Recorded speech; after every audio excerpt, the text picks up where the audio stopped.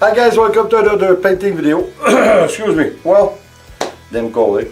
Well, anyway guys, if it's the first time you join us, it's simple. I'm trying to share with you all kind of techniques while doing dirty pouring or flip cup or anything like that, doing with abstract and of course dirty pouring. We're trying a lot of technique just for the fun of it and just to see what happens when we do it. So maybe it's going to be easier for you to approach those kind of technique without being scared of nothing, because of course what I want to share with you, it's also the passion of painting, and to do it without even thinking about it. There's a lot of people out there that they tell you that you have to put this quantity of a kind of acrylic and another kind of acrylic.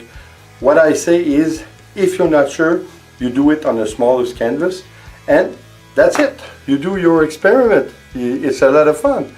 So guys, anyway, it's hard to go wrong with dirty pouring or fluid painting for that matter of fact. So guys, I hope you enjoyed. This time we're going to do well, usually I don't do the same technique twice. Oh, very seldom that I do it, but this time I wanted to do it because it was so popular the first time.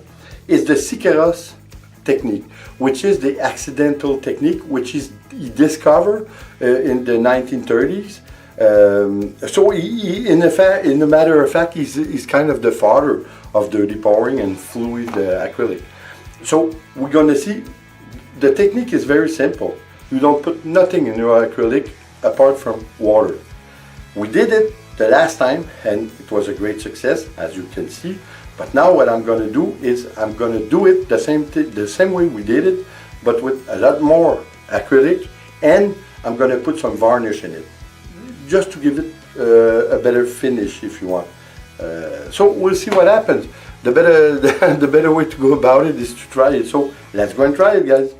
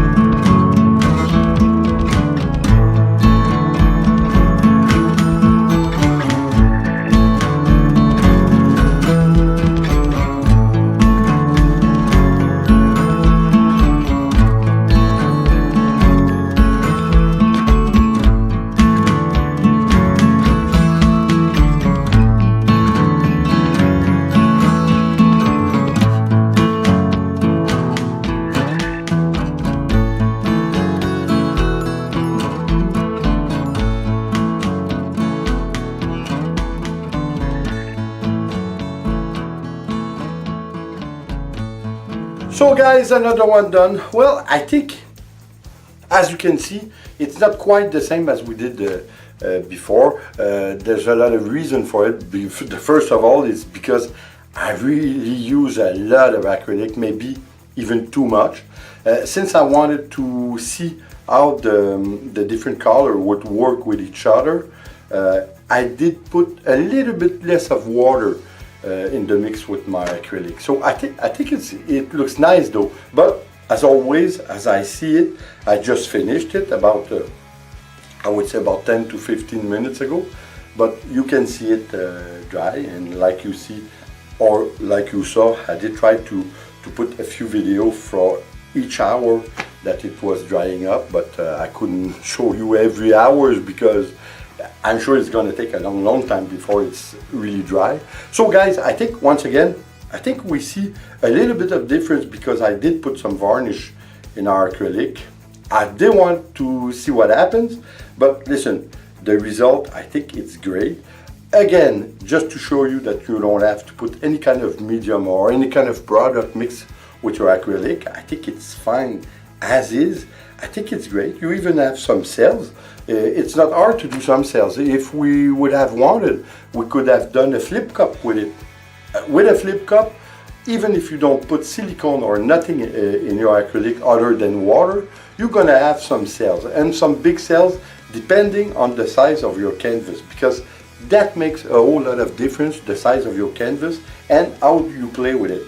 Because as you might know, if you have some cells and you play with your canvas to move around your acrylic on it, you're gonna have a bigger cell, or you're gonna make out of your cell some line, more defined line. So anyway, it's always a question of taste, and it's subjective.